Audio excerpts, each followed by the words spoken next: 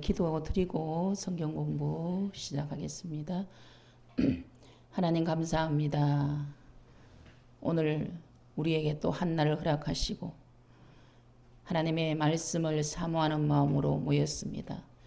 이 시간 성령 하나님 주의 말씀을 잘 깨달을 수 있는 지혜를 주시고 또 잘 가르칠 수 있는 은혜를 더하여 주실 줄로 믿습니다. 예수님의 이름으로 기도 올리옵나이다. 아멘. 할렐루야. 자, 성경 공부를 이렇게 할 수 있는 은혜 주신 하나님께 감사를 드립니다. 자, 오늘은 이제 성경 총론과 그다음 우리가 모세 오경에 대해서 한번 나누기를 원합니다. 자, 그러면 이 성경을 기록한 목적은 무엇인가? 하나님께서 왜 성경을 기록하게 하셔서 우리에게 이 말씀을 주셨나? 그 목적에 대해서 우리가 한번 나누고 그렇게 보도록 하겠습니다. 자, 첫 번째 우리 배포한 교재를 참조하시면 되겠습니다. 자, 첫 번째 성경을 기록한 목적은 예수 그리스도를 믿고 구원을 얻게 하기 위하여서 성경을 기록했다. 우리 말씀 찾아보면서 나가도록 하겠습니다. 우리 요한복음 20장 31절 봅니다. 요한복음 20장 31절. 자, 신약 성경 183면입니다. 요한복음 20장 31절. 자, 합독합니다. 시작. 오직 이것을 기록함은 너희로 예수께서 하나님의 아들 그리스도이심을 믿게 하려 함이요. 또 너희로 믿고 그 이름을 힘입어 생명을 얻게 하려 함이니라. 아멘. 자, 성경을 기록한 목적은 예수 그리스도를 믿고 우리에게 구원을 주시기 위함인 줄로 믿습니다. 오늘 요한복음 20장 31절에 분명히 하나님의 말씀으로 기록하고 있습니다. 하나님의 아들을 믿고 또 그 이름을 힘입어 우리에게 생명을 얻게 하려 함이라. 그것이 구원의 역사인 줄로 믿습니다. 자, 디모데후서 3장 15절 찾습니다. 디모데후서 3장 15절 신약 345면입니다. 디모데후서 3장 15절. 자, 성경을 찾는 것도 이것도 훈련이에요, 훈련. 자꾸 찾기 하면요, 빨리 찾아요. 3장 15절 시작. 또 어려서부터 성경을 알았나니 성경은 능히 너로 하여금 그리스도 예수 안에 있는 믿음으로 말미암아 구원에 이르는 지혜가 있게 하느니라. 아멘. 자, 여기에도 믿음으로 말미암아 구원에 이르는 지혜가 있게 하기 위해서 성경을 기록했다. 말씀이 기록되어 있죠. 자, 두 번째 성경을 기록한 목적은 모든 인간이 죄인됨을 깨닫게 하기 위하여서. 자, 이 말씀도 우리 찾아봅니다. 중요하기 때문에 말씀을 찾아보면서 하겠습니다. 갈라디아서 3장 22절 찾습니다. 갈라디아 3장 22절 신약 305면입니다. 갈라디아 3장 22절 시작. 그러나 성경이 모든 것을 죄 아래에 가두었으니 이는 예수 그리스도를 믿음으로 말미암는 약속을 믿는 자들에게 주려 함이라. 자, 우리 인간이 죄인임을 깨닫게 하기 위해서 성경을 기록했다. 성경이 모든 것을 죄 아래에 가두었으니 이는 예수 그리스도를 믿음으로 말미암는 약속을 믿는 자들에게 주려 함이라. 말씀이 없으면 우리가 죄인임을 깨닫지 못하는 거예요. 그러니까 말씀이 잣대가 되어서 말씀이 카논이라 그랬습니다. 카논. 이 말씀이 카논 잣대가 되어서 기준점이 된다는 얘기예요. 기준. 그래서 말씀이 기준이 되어서 우리가 죄인임을 깨닫게 하기 위하여서 성경을 기록했다. 오늘 갈라디아 3장 22절에 그렇게 기록하고 있습니다. 자, 로마서 7장 7절 찾습니다. 신약 248면 로마서 7장 7절 248면 시작. 그런즉 우리가 무슨 말을 하리요? 율법이 죄냐? 그럴 수 없느니라. 율법으로 말미암지 않고는 내가 죄를 알지 못하였으니 곧 율법이 탐내지 말라 하지 아니하였더라면 내가 탐심을 알지 못하였으리라. 아멘. 자, 이 말씀에 탐내지 말라 하는 말씀이 없으면 탐내는 게 죄예요, 죄 아니에요? 죄인 줄 모른다는 거예요. 그래서 하나님이 성경을 기록한 목적은 이 말씀, 카논, 기준점을 주셔가지고 이 기준을 통하여서 이것은 우리가 죄인임을 깨닫게 하기 위한 거는. 근데 우리가 죄인임을 깨달으면은 그게 뭐예요? 정죄감이 생기잖아요. 정죄감. 그렇게 해서 하나님은 이스라엘 백성들에게 율법을 주실 때 뭐를 같이 주셨어요? 성막을 같이 주신 거예요. 자, 이 율법은 내가 죄인임을 깨닫는 겁니다. 그러면 난 죄인이네. 계속 정죄감에 빠집니다. 그렇기 때문에 하나님께서는 이 율법을 주실 때 성막을 주신 이유는 하나님이 우리의 체질을 아신다 모르신다? 잘 알고 계시는 거. 왜냐? 우리의 조상인 아담이 했는 이력이 있잖아요. 이력. 율법을 주실 때 이 율법을 온전히 순종하지 못하는 것을 알기 때문에 그 율법 속에서 죄를 깨달음으로 죄의 문제를 해결할 수 있는 성막을 주신 거예요. 그래서 출애굽기에도 율법과 성막을 같이 주신 것은 하나님의 공의와 사랑이 같이 나타나고 있습니다. 아멘. 하나님의 공의만 있으면요, 우리는 다 죽어야 돼요. 하나님 앞에 설 자가 없어요. 그래서 로마서는 의인이 있다 없다? 의인은 없어요. 왜냐? 아담으로부터 내려오는 원죄가 우리 속에 있기 때문에 의인은 없습니다. 그러나 우리는 의인이라 칭함을 받는다. 칭의. 누구 때문에?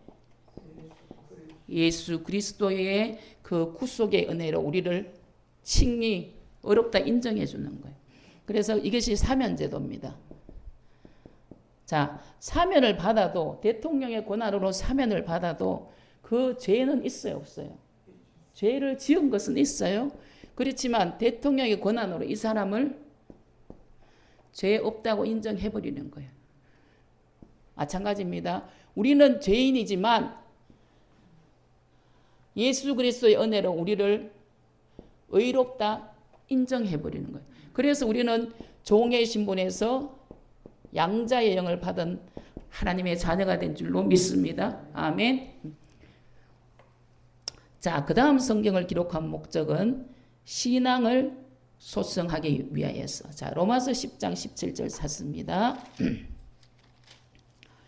로마서 10장 17절.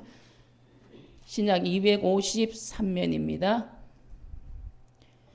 10장 17절 시작. 그러므로 믿음은 들음에서 나며 들음은 그리스도의 말씀으로 말미암았느니라. 아멘. 자, 말씀을 들어야만이 우리의 믿음이 자라는 거예요. 그래서 믿음은 들음에서 나고 들음은 그리스도의 말씀에서 우리의 믿음이 자라는 줄로 믿습니다. 자, 베드로전서 2장 2절 봅니다. 베드로전서 2장 2절.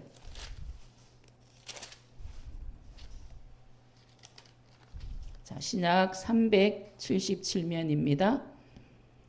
베드로전서 2장 2절 시작. 갓난 아기들 같이 순전하고 신령한 젖을 사모하라. 이는 그로 말미암아 너희로 구원에 이르도록 자라게 하려 함이라. 아멘. 자라게 하는 거예요. 우리를 구원에 이르도록 자라게 한다. 자, 어린아이가 금방 태어나면 어머니부터 양육을 받습니다. 그죠? 그래서 젖을 먹고 또 5, 6개월 되면 이유식을 먹고 또 돌이 지나면 웬만한 음식들을 먹고 장성하면 단단한 식물을 먹는 것과 마찬가지예요. 말씀을 들어야만이 우리의 영이 믿음의 장성한 분량에 이르는 사람으로 자라는 줄로 믿습니다. 그래서 말씀을 읽지 않고 말씀을 듣지 않고는요, 믿음이 자랄 수 없어요. 말씀의 기초 없이, 이 말씀이라는 기초 없이 은혜 받았네, 불 받았네, 벌쩍벌쩍 뛰네, 어쩌네 저쩌네, 이거 다 모래 위에 지은 집이에요. 그래서 사람이 죽었다가 살아난 것을 보고도요, 그 믿음이 오래 가지 아니에요. 하나님의 말씀의 기초가 없이 불 받았네, 은혜 받았네, 어쩌네 저쩌네 하는 것은요, 다 모래 위에 지은 집입니다. 말씀의 기초 위에 은혜가 부어져야 돼. 그래서 요한복음에 보면은 은혜와 진리가 충만하더라. 아멘. 이것이요, 쌍두마차를 이루어야 돼요. 우리가 말씀으로 말씀이 최고다, 말씀이 최고다, 말씀이 있으면 되지. 그것도 비정상이에요. 은혜만 있으면 되지. 은혜, 기도, 불파, 이것도 비정상입니다. 성경은 분명히 은혜와 진리가 충만하더라. 아멘. 그래서 기도 1시간 하면요, 말씀 1시간 읽어야 돼요. 그래야 이상한 데로 안 빠지는 거예요. 기도 2시간 하면 말씀 2시간 읽어야 돼요. 그래야 영양이 맞아요. 자, 우리가 어떤 음식 좋다고 한 가지만 계속 먹으면 어떻게 돼요? 영양이 안 맞아요. 불균형이 와요. 목사님들 중에서도 어떤 분들은 은혜는 별로 중요시 안 하고, 성령의 일은, 성령 운동은 별로 중요시 안 하고, 말씀, 오로지 말씀. 하나님은 말씀이기 때문에 말씀으로만 한다. 좋습니다. 그러나 성경은 분명히 뭐예요? 은혜와 진리가 충만하더라. 분명히 말씀 위에 탁 서 있는 가운데 성령 운동이 일어나야만이요, 잘못된 길로 안 빠진다는 거예요. 그래서 우리는 은혜가 먼저예요. 근데 자, 성경을 읽어도 내가 은혜가 없으면 깨달아진다, 안 깨달아진다? 잠만 와. 천년 수면제예요. 그냥 잠은 안 오더니만 성경만 보면 10분 안에 다 자본다. 하나님의 은혜가, 성령의 은혜가 있어야만이 말씀이 깨달아지는 거예요. 그리고 지금까지 계속 보는 말씀인데도 어느 날 하나님의 성령께서 은혜를 주시면 그 말씀이 깨달아진다는 거예요. 할렐루야. 그것이 은혜예요. 은혜. 자, 그러면 또 어떤 분들은, 특히 성령 불파들, 아이고 뭐 말씀만 있으면 최고냐, 은혜가 최고지. 그것도 틀린 말이에요. 분명한 말씀의 기준 속에서 성령 운동이 되어져야 돼요. 이 잘못된 것 때문에 기도원 그러면 목사님들이 가지 마라 그러는 거예요. 가지 마라. 뭐 직통 계시 받았네, 어쩌네 저쩌네, 그거 다 본인이 하나님 자리에 올라가 있는 거예요. 하나님 분명히 우리에게 말씀으로 응답하셨어요. 모든 걸 다 말씀으로 기록하셨어요. 그러나 때로는 우리에게 성령으로 감동하시는 거예요. 그거는 감동이지. 내가 직통 계시 받았다, 그거 신사도주의에 걸립니다. 신사도주의. 하나님의 성령은 우리 속에서 감동하시는 거지, 내가 그걸 직통 계시 받았다 그렇게 표현하면 안 되는 거예요. 그래서 표현 한마디가 잘못하면 신사도 운동에 걸리는 거예요. 그래서 우리 특별히 성령 운동 하시는 분들은요, 말씀을 더 깊이 알아야 돼요. 절대로 말씀을 무시하면 안 됩니다. 그것은 하나님을 무시하는 것과 똑같아요. 그래서 예전에는 기도 원장들이 그냥 은혜 받아서 성경에 대한 이런 말씀의 지식이 없고 그냥 불로 이렇게 해서 해도 되는 시대가 있었어요. 그때는 70년도 80년도는 그렇게 됐어요. 왜냐? 그때는 성도들의 수준이 성경에 대해서 좀, 성경 말씀에 대해서 그렇게 아는 분들이 많이 없었기 때문에 그냥 불 그리고 이러면 됐어요. 근데 지금은요, 평신도들이 목회자보다도 더 성경을 공부하는 사람들이 있어요. 그래서 목회자들이요, 성경에 대한 지식이 있어야 돼요. 어떤 성도가 어떤 질문을 하든지 간에 그것을 성경으로 풀이할 수 있는 성경의 지식이 있어야 된다. 그게 없으면 목회자가 설교에 대한 부담이 생기는 거예요. 그래서 목회자가 절대로 설교에 부담이 생기면 안 돼요. 설교를 물론 준비하는 시간이 있지만은 설교에 부담이 되어서 강단이 부담이 된다, 그거는 좀 문제 있다는 거예요. 그래서 말씀에 칼을 갈아야 돼, 칼을. 그래서 저 같은 경우는 설교 준비를 어떻게 하냐 하면, 기도할 때 하나님께서 어떤 말씀을 주실 때 주시는 영감이 있어요. 영감. 그 영감을 순간순간 메모를 해요. 메모를 하다 보면 그 메모가 모여서 한편의 설교가 되는 거예요. 그래서 설교 준비할 때 준비 처음부터 잘 하셔야 돼요. 그 준비를. 제가 우리 목사님 안수 받을 때부터 늘 얘기한 게 성경 본문을 계속 묵상해서 그 시간 하나님이 주시는 감동을 적어라. 주석은 참조만 하는 거야. 다른 사람 설교는 참조만 하는 거지 그것이 설교의 기판이 되면 안 되는 거예요. 제가 우리 여기 강사분들 한 번씩 세워보면요. 너무 프린트 갖고 와서 하시는 분들이 있어. 다른 사람 설교를 많이 듣는 것은 굉장히 도움됩니다. 저도 지금 한국 강단에 유명하신 목사님 설교 많이 들어요. 근데 그것을 참조하는 거예요. 근본은 그 성경 말씀을 하나님 이번 시간엔 어떤 말씀을 전가할까요? 거기에 대한 명확한 응답을 받으시고 하셔야 돼요. 그게 없으면요. 그 시간 레마의 말씀의 역사가 안 일어나요. 그래서 분명히 예배를 앞두고 하나님 어떤 말씀을 전가하기를 원하십니까? 본문은 분명히 성령께서 감동하시는 본문을 정해야 돼요. 그러면 그 시간 꼭 그 말씀을 들어야 할 사람이 반드시 있더라고. 그래서 그 말씀을 계속 묵상하면서 기도하면서 하나님 주시는 감동을 순간순간 메모를 해놨다가 그것이 한편의 설교가 되어지는 거예요. 물론 시대적인 배경이나 그런 문화적인 여러 가지 것들은 주석을 참조할 필요는 있습니다. 그렇게 해서 이 말씀이 우리 속에서 살아서 역사해야 돼요. 제가 늘 얘기하는 겁니다. 응답을 받더라도 말씀으로 받고 그래야만이 흔들리지가 않아요. 흔들리지. 자, 성령의 감동으로 받습니다. 응답을. 그것이 빨리 우리 현실에 이루어지면 안 흔들려, 그죠? 빨리 이루어지대요. 참말로 뭐 우리 목사님 뭐 총각 집사 때는 뭐 응답도 잘 되더만 뭐 목사 되고 나니까 응답하게 받으려니까 똥이 빠지도록 기도해야 된다 그러잖아. 그러니까 말씀으로 응답을 딱 받으면요, 그것이 시간이 오래 걸리더라도 내가 하나님 뜻이 아닌가?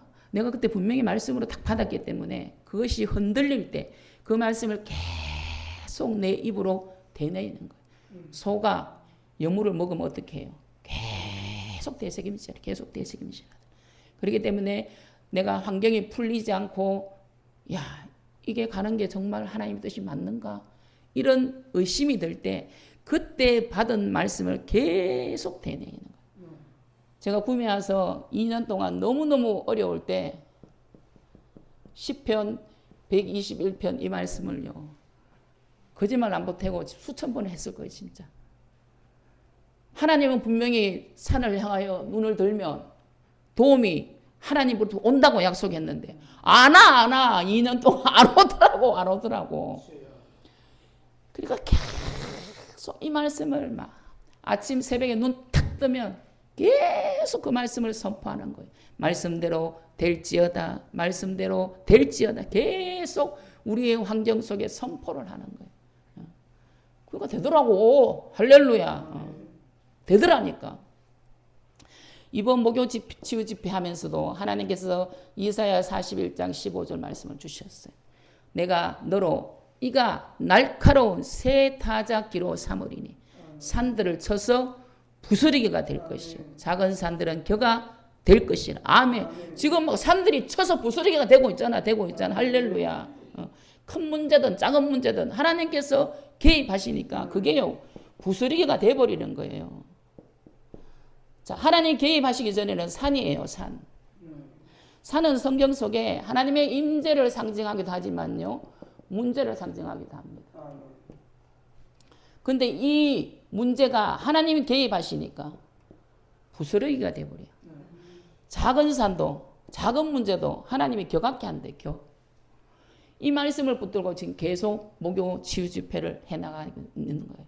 뭐 오든지 안 오든지 상관없어. 그러니까 왜냐 하나님께서 결국은 이 말씀대로 이루어질 것을 믿기 때문에 말씀 붙들고 나가는 줄로 믿습니다. 그렇게 해서 하나님의 말씀을요 응답 받을 때도 하나님의 말씀으로 받으십시오. 목사님 근데요 왜 나는 환상으로 보이지요? 환상으로 보이는 사람 있어요. 자, 성령의 은사는 성령께서 행하시나 다 나누어 주시는 거예요. 성령의 9가지 은사를 다 나누어 주시는데 일반적으로 제가 봤을 때는 환상이 잘 열리는 분들은 첫째 말씀에 대한 지식이 없는 사람들. 하나님이 말씀을 가르쳐 주려고 해도 아는 게 없어. 아는 게. 아는 게 없으니까 그 사람의 눈을 열어서 하나님께서 보게 하시는 줄로 믿습니다. 그 제가 대충적으로 보면 그래요. 다 그렇다는 건 아니고 일반적인 통계로 보면 말씀에 지식이 있고 말씀에 깊이가 있는 사람들은요. 응답받을 때 하나님께서 분명히 말씀으로 응답하십니다. 저 같은 경우는 거의 대부분 말씀으로 응답하시죠. 자, 여기에 플러스 우리가 성령의 감동을 받습니다. 우리가 이것을 뭐예요? 주의 음성이라 그러죠. 자, 음성이 귓구멍 밖에서 들리는 경우는 평생에 한 번, 두 번 있을까 말까요? 그거 들으려 하도 잘못하면 큰일 나. 자, 이 음성이라고 우리가 음성을 듣는다는 것은 내적 음성을 듣는 거예요. 성령의 내주하는 성령께서 내 속에서 말씀하시는 것. 자, 이것은 단번에 안 됩니다. 이것은 반드시 훈련이라는 과정을 거쳐야 돼요. 자, 우리가 이게 산이 있어요. 산이. 여기 산이 있으면 여기 처음에는 길이 없어요. 그런데 사람들이 자꾸 다니면 뭐가 생겨요? 길이 생기는 거 똑같아요. 자, 우리가 그러니까 기도할 때요. 묻는 습관을 가져야 돼요. 물어야 돼요. 기도는 pray, 영어로 보면 pray도 되지만요. 영어에 ask가 돼 있어요. ask는 묻다거든요. 묻다. 저는 제가 중학교 2학년 때 사무엘 상하를 읽는데 다윗이 여호와께 묻자와 가로되 다윗이 여호와께 묻자와 가로되 이러더라고. 야, 성경을 보니까 신기해. 아, 기도를 다윗은 묻네? 물으니까 하나님이 대답하시네. 앞으로 가라, 뒤로 가라, 뽕나무 숲으로 가라, 어째라 저째라. 하나님이 다 작전을 다 지시를 하시더라고. 야, 이런 세계가 있는가? 제가 중학교 2학년 때 충격을 받았어요. 그때까지는 그런 걸 안 가르쳐 주더라고. 주일학교 선생님들이. 기도는 그냥 우리 소원을 하나님 앞에 아뢰는 거예요. 이렇게 가르쳐 주더라고. 근데 제가 성경을 읽다 보니까 다윗이 여호와께 묻자와 가로되 다윗이 여호와께 묻자와 가로되 계속 그게 나오는 거예요. 야, 이렇게 살면 정말 재미나겠다. 물을 때 하나님 대답하시고 물을 때 대답하시고 물을 때 대답하시고 할렐루야. 그러니까요. 이것은 훈련을 통해서 계속 물어야 돼요. 처음에는 빨리빨리 답이 올까요? 안 올까요? 안 오니까 안 묻지. 처음부터 잘 오면 뭐하러 안 묻겠어요. 그래, 이것은 기도가 체질화되고 기도가 훈련이 되어져야 돼요. 그러면 제가 일반적으로 상담할 땐 그래요. 그분하고 상담하지만 저는 하나님께 묻는 거예요. 물으면서 그 하나님 주신 성령의 감동을 그분에게 전해주는 거예요. 그래서 이 내적 음성, 이 감동으로 하나님께서 응답하실 때도 있습니다. 근데 이 감동은 환경이 빨리 풀어지면 괜찮은데 감동은 분명히 응답을 받았는데 환경이 빨리 안 풀어지면 흔들릴 수 있다는 얘기, 흔들릴 수 있다. 그렇기 때문에 가장 확실한 하나님의 약속의 말씀으로 응답받는 게 가장 좋다는 거예요. 아멘. 그리고 환상을 보는 사람들은요. 그것이 100% 성령의 역사다 그렇게 생각하면 큰 착각입니다. 왜냐하면 하와가 보암직하고 먹음직하고 그 선악과가 첫째 사단은요. 우리의 눈을 통해서 역사할 확률이 굉장히 많습니다. 그렇게 해서 가능하면 은사를 구하실 때 자꾸 하나님 보여달라 그러지 마세요. 이미 다 말씀을 통해서 응답해 놓으셨어요. 자꾸 보여달라는 건 뭐예요? 그 도마 같은 믿음이에요. 도마 같은 믿음. 의심 많은 믿음. 보지 않고 믿는 자가 더 복되다 그러잖아요. 그래서 환상의 은사도 두 가지로 나눌 수 있어요. 직접 보는 게 있어요. 실질적으로 내 눈으로 이렇게 보는 게 있어요. 두 번째, 우리가 성령의 음성을 내적 음성으로 듣는 것처럼 내 속에서 그림이 떠올려지는 이 그림의 은사라 그래요. 자, 꿈도 환상의 은사입니다. 일종의 꿈. 왜냐하면 욥기서 말씀 보면 우리가 잘 때에도 하나님께서 우리를 인치듯이 교훈하신다. 그렇게 말씀에 기록하고 있습니다. 그래서 직접적으로 내 눈으로 정말 이렇게 보는 은사가 있고요. 성령의 음성이 내 속에서 감동하는 것처럼 내 속에서 그림으로 떠올려지는 거예요. 저는 일반적으로 이 그림의 은사로 봤습니다. 그리고 꿈으로도 하나님 말씀하실 때가 있어요. 예지몽이라 그러죠. 예지몽. 자, 이렇게 성경을 절대적으로 우리가 하나님의 말씀으로 받고 이 말씀 가운데 우리가 생명을 걸어야 된다는 거예요. 그래서 하나님은 우리를 성경을 기록한 목적은 예수 그리스도를 믿고 구원을 얻게 하기 위해서 우리에게 성경을 주셨고요. 두 번째는 우리 모든 인간이 죄인됨을 깨닫게 하기 위해서. 세 번째는 우리의 신앙을 솟음케 하기 위해서. 우리에게 믿음을 주시기 위해서 성경을 기록했다. 그렇게 기억하시면 되겠습니다. 그러면 성경은 어떻게 구성되어 있는가? 자, 교재를 참조하면 됩니다. 자, 구약 우리가 잘 알죠? 구약 몇 권? 구약 39, 신약 27. 자, 이건 다 주일학교를 졸업한 사람은 다 알아요. 구구단입니다. 39, 27, 그래서 66권. 자, 우리 기독교는 66권을 정경으로 인정했어요. 근데 캐톨릭은 외경이 있어요. 외경. 그래서 플러스 5에서 71권을 그들은 성경으로 인정합니다. 자, 구약은 929장, 신약은 260장, 총 1189장으로 기록되어 있습니다. 구약의 절수는, 이거 저는 헤아리진 않았어요.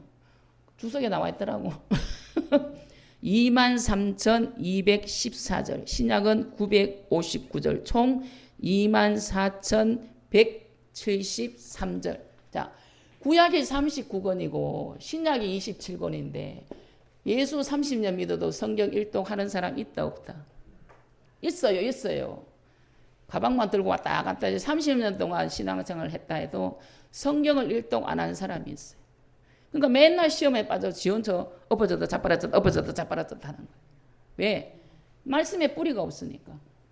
말씀에 뿌리가 없으니까 조금만 환난이나 어려움이 와도요 넘어져요. 모래 위에 지은 집이에요.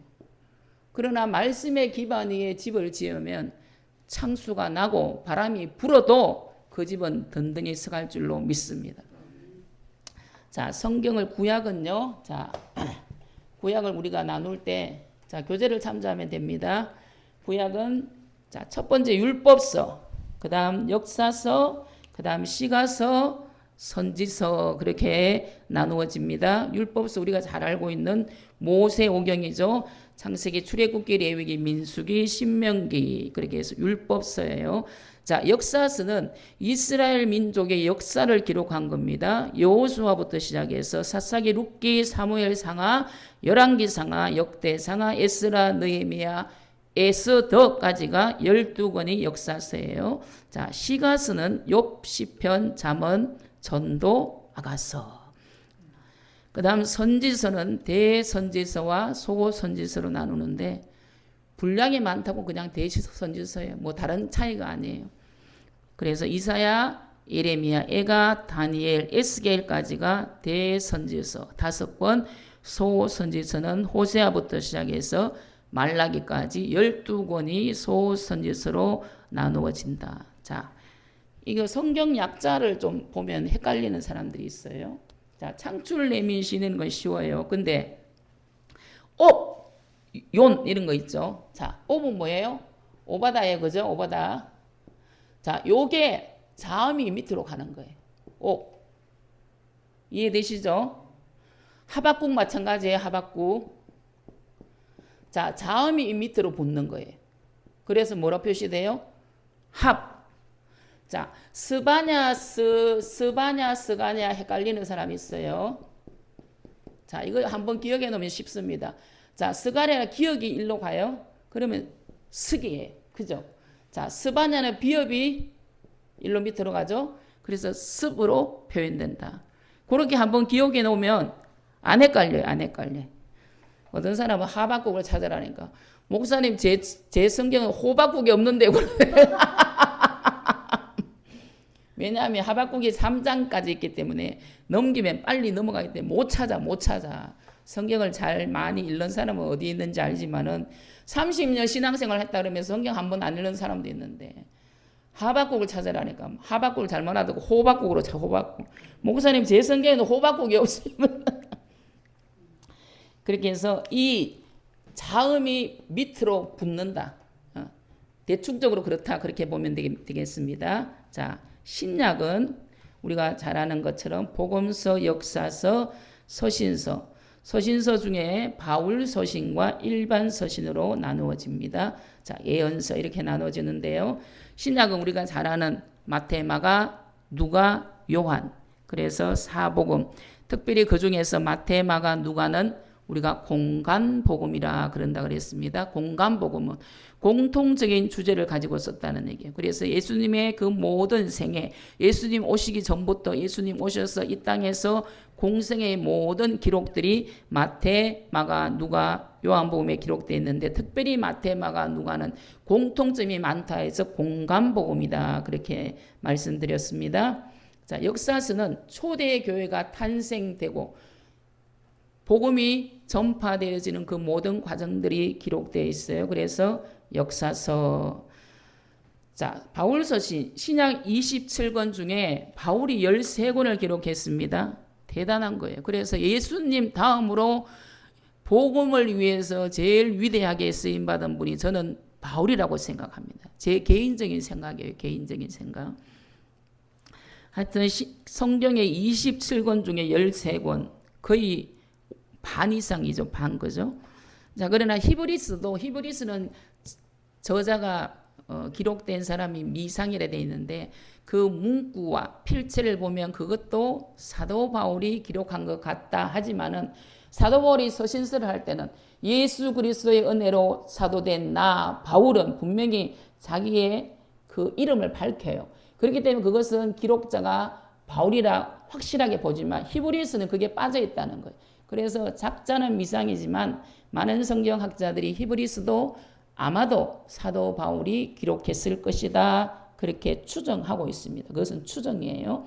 특별히 바울 서신 중에서 바울이 로마 감옥에서 기록한 서신이 우리가 옥중 서신이다. 에베소서, 빌립보서, 골로새서, 빌레몬서 이 네 권을 옥중 서신이라 그렇게 구분합니다. 그리고 예언서, 요한계시록 그렇게 신약과 구약의 성경의 구분을 할 수 있다. 자, 그러면 성경에 기록된 연대는 자, 이것은 뭐 여러 성경 신학자들의 주장이 많이 다릅니다만은 가장 보편적인 지지를 받고 있는 성경 신학자들의 의견이 주전 1500년 정도부터 시작해서 기원후 약 100여 년 동안 그러니까 총 1600년 동안 적지 않은 시간이죠. 1600년 그러면 1600년 시간 동안 40명 정도의 기록자들을 통하여서 성경은 기록되는데 누가를 제외한 모든 사람은 유대인들이 기록했어요. 근데 누가복음과 사도행전을 기록한 누가만이 유일한 이방인입니다. 그러니까 39명은 유대인이에요. 누가복음과 사도행전을 기록한 누가를 제외하고는 모두 다 유대인들이 기록했습니다. 자, 저자는 성령님입니다. 비록 사람의 손을 빌려서 기록하였지만 성경의 저자는 성령 하나님입니다. 성령의 감동으로 기록되어 있다. 성경 그렇게 되어 있잖아요. 그래서 하나님의 신적 권위가 있다. 그래서 정확무오한 말씀입니다. 오류가 없다는 거. 오류가 없다. 자, 근데 어떤 분들은 근데 목사님 주여 주여 하는 자만 천국에 다 들어가는 것이 아니라고 기록된 데도 있고 성령이 아니고는 주시오자 할 수가 없다. 그런 말씀 왜 그래요? 그것은 통합적으로 봐야 된다는 거예요. 그것이 잘했다, 잘못됐다, 오류가 있다는 게 아니고 그것은 우리가 성경을 볼 때 전체적인 숲으로 봐야 된다는 거예요. 숲. 자, 장님이 코끼리를 보는데 못 보니까 자기가 코끼리 코를 만졌어. 그러니까 길게 생겼잖아. 코끼리는 길다 그래, 길다. 자기는. 자기 주관으로. 자, 어떤 장님은 코끼리 몸뚱아리를 만졌어. 크거든. 크다. 그러잖아요. 그죠? 그러니까 보는 관점에 따라서 성경을 부분적으로 보지 말고 그 성경을 기록한 목적, 역사적인 배경, 문화적인 그 모든 것을 다 통찰해서 숲으로 해석하는 것이 유익이 있습니다. 아멘. 그리고 구약은 대부분 히브리 언어로 기록되어 있어요. 신약은 헬라어로 기록되어 있습니다. 자, 우리가 히브리 민족 많이 그러잖아요. 자, 히브리하는 뜻은요, 건너다 하는 뜻입니다. 건너다. 자, 아브라함이 하나님께서 창세기 12장에 본토 친척 아베 집을 떠나서 하나님께서 지시할 곳으로 가라. 하나님께서 지시를 해주면 좋은데 지시할 땅으로 가라. 땅. 하나님의 역사는 항상 그렇다는 거예요. 그럴 때 아브라함이 그 있었던 우르가요, 바벨론 지역입니다. 바벨론. 지금으로 치면 이라크 지역이에요. 이라크. 이 이라크 지역에 있는 이 유프라테스 강, 이것을 건너서 하란을 거쳐서 가나안으로 왔어요. 그래서 이 유프라테스 강을 건넜다 하는 뜻이 히브리, 건너다 하는 뜻입니다. 그래서 그 어원은 건너다 하는 뜻이요. 아브라함이 유프라테스 강을 건너서 하란을 거쳐서 하나님께서 지시한 가나안에 도착했다. 그 히브리가 건너다 하는 뜻에서 유래됐습니다. 이해되시죠? 대답 좀 하소. 자기들 앉아서 들으면서. 강사는 서서 얘기하고 대답도 안 하면 되나? 안 되지. 자, 그런데 그 70인역이다 그런 얘기를 많이 하잖아요. 구약은 히브리 언어로 되어 있는데 그 애굽왕 토레미 2세 빌라텔 퍼스가 기원전 285년에서 246년 사이에 이스라엘 각 지파에서 아주 성경에 능한 6명씩, 그러니까 12지파에서 6명씩 선출해서 그 히브리어 성경을 헬라어로 번역한 성경이 70인역이다. 요거는 참조하시면 되겠습니다. 그리고 동양은요, 1807년에 중국어로 번역이 되었고요. 1839년에 일본 성경이 번역본이 나왔고, 우리 한글 성경은 1903년에 완성된 것으로 그렇게 보고 있습니다. 이것은 참조하시면 되고요. 성경의 역사에 대해서 우리가 한번 얘기하는 거예요. 그리고 우리나라의 성경이 가장 처음 전래된 곳이 그 서천에 가면 마랑질 있는다. 마랑질. 이곳이 우리나라에서 가장 먼저 성경이 전해진 곳이다 해서 여기 가면요, 성경 전래 기념관이 써져 있어요. 제가 가보니까 아주 잘 해놨더라고. 아주 잘 해놨어. 나중에 시간 되시면 한번 가보시면 도움이 될 수 있습니다. 거기 가니까 1억 5천만 원 하는 성경도 있더라고. 전시해놨는데 보니까.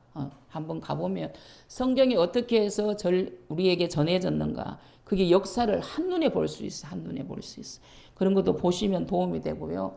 특별히 성막 같은 거는 저기 강원기도원. 그게 지역이 어디죠? 오산 강원기도원 가면 성막, 성경에 그 하나님께서 명한 그 규격대로 그대로 재현해 놓았어요. 저희들 예전에 한번 2009년에 우리 성도들하고 한번 갔는데 굉장히 은혜가 되더라고. 그리고 성막을 한눈에 볼 수 있어. 한눈에. 그래서 은혜가 됐습니다. 시간 되실 때 한번 가보시면 좋을 것 같습니다. 그리고 성경을 우리가 시대적으로 나누면요, 우리 교재 참조합니다. 자, 처음 창조시대입니다. 하나님께서 천지를 창조하신 그 창조시대.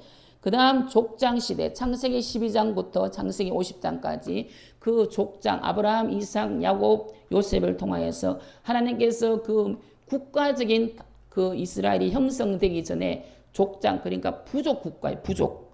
그 족장 시대가 있었고요. 그 다음 야곱의 70명 식구가 애굽으로 내려가서 430년 동안 그 한 국가를 형성하죠. 그래서 하나님께서 출애굽을 시킵니다. 그죠?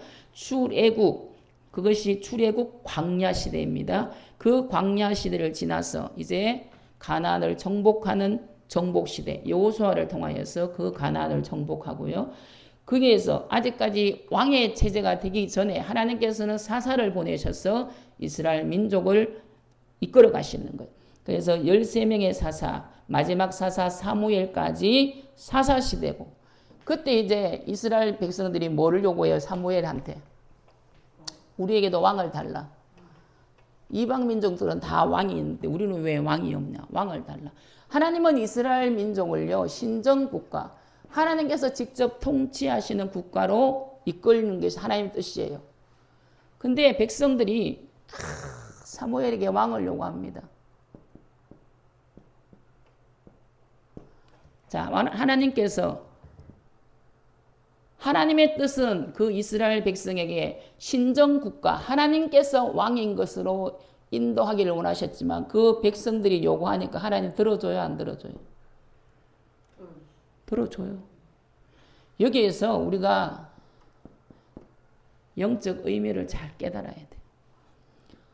자기들이 그렇게 왕을 달라 해서 왕을 세워줬어요.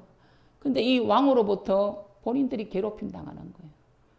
그 악한 왕들 때문에.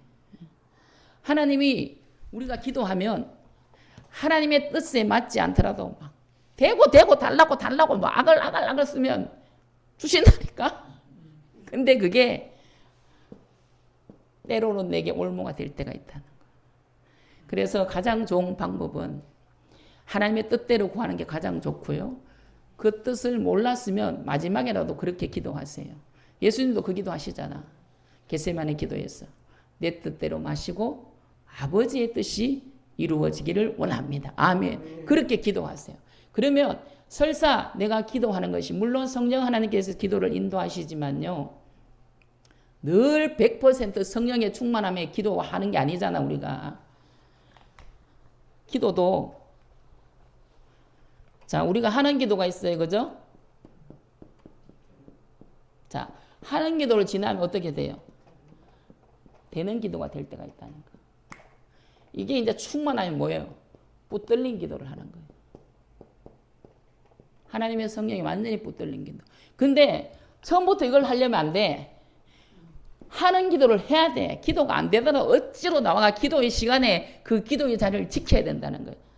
자빠져 자든지 뭐 어쩌든지 하여튼 기도의 시간에 하나님 앞에 기도하는 것이요. 습관이 돼야 돼. 습관. 예수님도 습관을 쫓아 기도하셨다 그래요. 습관을 쫓아. 이 하는 기도가 되어질 때요. 어떤 때 우리가 하는 말 있잖아. 와, 오늘 막 기도줄 잘 잡히더라. 이럴 때 있잖아. 기도줄 잘 잡히더라. 그게 이제 되는 기도예요. 성령께서 우리의 기도를 인도하시는 거예요. 그래서 기도하기 전에 반드시 우리가 제일 처음 할게요. 성령 하나님 이 시간 우리의 기도를 인도해 주시옵소서. 그 기도하시고요. 그 다음 주의 보혈을 덮으세요. 주의 보혈을. 머리부터 발끝까지 다 주의 보혈을 덮고 무장을 하고 기도를 하셔야 돼요. 무장을. 특별히 중보기도, 우리가 흔히 말하는 중보기도 그럽니다. 근데 성경적인 원어는요, 도고기도예요. 하나님과 우리 사이에 중보하시는 이는 하나님, 예수님 한 분이에요. 죄 없으신 예수님만이 하나님과 인간 사이에 중보를 해줄 수 있다는 거예요. 근데 우리가 일반적으로 교회에서 중보기도 그래요. 근데 성경은 분명히 너희가 도고를 하라 그래. 도고가 이웃을 위한 기도예요. 이웃을 위한. 자, 영이 열어진 사람은요, 그 사람을 위해서 기도할 때 그 사람이 영이 전이 돼야 안 돼요? 그대로 전이 돼요. 자, 만약에 어떤 사람을 기도하는데 갑자기 내 가슴이 답답하고 막 머리가 터질 것 같아. 그분의 영적 상태가 우리에게 전이 되는 거예요. 그러니까 기도하기 전에 무장을 하라는 거예요. 하나님의 전신갑주를 입으라는 거예요. 에베소서 6장에 나오는 구원의 투구를 쓰고 믿음의 방패를 가지고 진리의 허리띠를 띠고 복음의 신을 신고 하나님의 말씀, 무기를 성령의 검을 가져라는 거예요. 전신무장을 하고 하라는 거예요. 특별히 이 도고기도 중보기도를 많이 하는 사람은요, 특별히 더 영적으로 무장하셔야 돼. 그리고 기도하고 난 다음에 그냥 가지 말고 하나님 앞에 들어. 지기도만 두두두두두 하고 가버려요. 하나님 얘기하기도 전에. 기도 마치고요. 적어도 한 10분 이상은 하나님의 성령의 음성을 들으십시오. 들으셔야 돼. 그게 진짜예요, 진짜. 그리고 씻는 기도를 하세요. 씻는 기도. 자, 내가 오늘 누구를 위해서 기도하는데 굉장히 가슴이 답답하고 머리가 아프고 막 속이 머쓱머쓱하고 이런 기도를 많이 했다. 그러면 그 영이 잔류된 거예요. 그래서 그것을 샤워 기도라 그래요. 샤워 기도. 우리 땀 흘리면 뭐 해요? 샤워하잖아. 샤워하면 개운하잖아. 그래서 내가 특별히 오늘 중보기도, 도고기도를 많이 했다. 그러면 샤워 기도를 반드시 하시라고. 그래야 내가 영적으로 그것이 잔류되지 않습니다. 목사님과 제가 처음에 목회할 때 신방을 갔다 오면 부부 싸움 한 집 있잖아. 부부 싸움 했는 집. 부부 싸움 한 집에 가서 신방하고 오면 꼭 우리가 싸우는 거요. 그래서 처음에는 몰랐어요. 그냥 우연인가? 이랬어요. 부부 싸움 하는데 또 목사는 와 부르노? 저끼리 싸우든지 말든지 하지. 꼭 불러. 뭐 목사님 누가 잘했고 이 집사가 잘했고 어쩌고 저쩌고 그래요. 부부는요 똑같이 반반이에요. 반반. 누가 잘했고도 없어. 왜? 한 몸이잖아 성경에. 근데 누가 잘하고 잘못하고 어디 있어? 똑같은 거예요. 50%야. 근데 특별히 부부 싸움 했는 집에 가서 신방을 하고 오면요. 꼭 목사님과 제가 자꾸 이렇게 말다툼이 생기는 거예요. 이상하다. 그래서 이것이 2번, 3번 되니까 이게 영적으로 묻어오는구나. 묻어오는구나.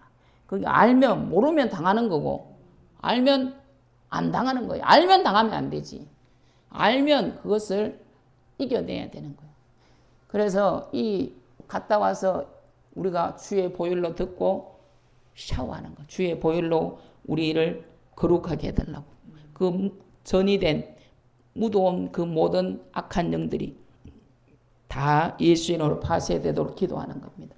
자, 이렇게 통일 왕국 시대, 이제 사사 시대 왕을 세워달라고 요청해서 하나님께서 왕을 허락하십니다. 그래서 통일 왕국 시대는 사울, 다윗, 솔로몬까지가 통일 왕국 시대예요. 사울 40년, 다윗 40년, 솔로몬 40년. 뭐 짜고 40년씩 통치한 것 같아.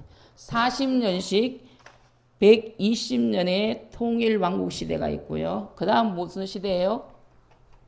분열 왕국 시대입니다. 자, 다윗의 아들 솔로몬이 처음에는 하나님 앞에 일천 번제를 드리고 하나님 앞에 그 아비 다윗의 길로 향했어요. 근데 700명의 그 후궁, 300명의 첩, 많기도 많네. 1000명이.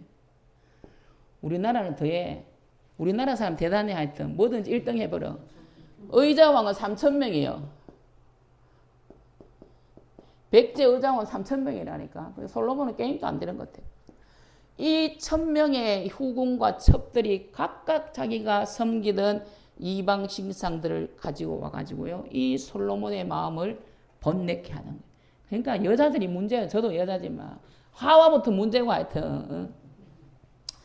그래서 이 솔로몬이요. 나중에는 그 아버지 다윗의 길로 가지 아니하고 악한 이 우상을 섬기는 거예요. 그래서 하나님께서 이 솔로몬 시대의 나라를 분열시키지 않고 누구 때문에? 다윗을 생각하사. 자, 소돔과 고모라 멸망하기 전에도 하나님께서 아브라함을 생각하사. 그러니까요, 우리가 믿음의 한 사람이 얼마나 중요한가 이것을 성경에서 깨달아야 될 줄로 믿습니다. 이 다윗 한 사람 때문에 이 솔로몬이 하는 거 보면 하나님께서 솔로몬 시대의 나라를 확 쪼개고 싶어도 그 아버지 다윗 때문에 이 솔로몬 시대에는 분열시키지 않고 그 아들 르호보암 때 나라가 북이스라엘과 남유다로 나뉘어져. 여기에 10지파, 여기에 2지파. 여기는 초대 왕이 북이스라엘은 여로보암입니다. 이름이 비슷하죠. 자, 북이스라엘은 여로보암이 초대 왕이고요. 남유다는 르호보암이 초대 왕이에요. 자, 그렇게 해서 남유다는 20명의 왕들이 그 왕조를 이어갑니다. 근데 하나님께서 다윗에게 약속한 것 때문에 이 다윗의 허리에서 나온 그 계통을 이어서 남유다의 왕은 계속 이어가요. 근데 북이스라엘은 계속 왕조가 바뀝니다. 이 19명의 왕들이요, 계속 반역하고 죽이고 이거예요. 죽이고. 근데 이 남유다는 하나님께서 다윗과 한 언약 때문에 다윗의 허리에서 나온 그 왕위를 계속 이어가시는 거예요. 그래서 BC 586년에 바벨론에 의해서 망할 때까지 남유다는 20명의 왕과 북이스라엘은 BC 722년 아수르에 의해서 멸망당할 때까지 19명의 왕들을 통하여서 하나님께서 분열 왕국 시대를 이어갑니다. 자, 북이스라엘이 먼저 망했어요. 722년에. 남유다는 BC 586년에 망했습니다. 근데 하나님께서 이 바벨론에 의해서 멸망당한 유다를요, 하나님께서 회복시켰어요. 예레미야 선지자를 통하여서 70년 동안 바벨론을 섬기리라 분명히 말씀하고 있어요. 우리 예레미야 한번 찾아봅니다. 성경을 찾으면서 볼게요. 자, 예레미야 25장. 예레미야 25장 11절. 구약 제가 가진 성경 1090입니다. 시작. 이 모든 땅이 폐허가 되어 놀랄 일이 될 것이며 이 민족들은 70년 동안 바벨론의 왕을 섬기리라. 자, 하나님께서 예레미야 선지자를 통하여서 분명히 그 기한을 딱 정해 놓으셨어요. 기한이 70년 동안. 그래서 이 70년이 참에 하나님께서 포로 귀환 시대로 이끌어 가십니다. 자, 1차는 대제사장 스룹바벨을 통하여서 귀환이 되고요.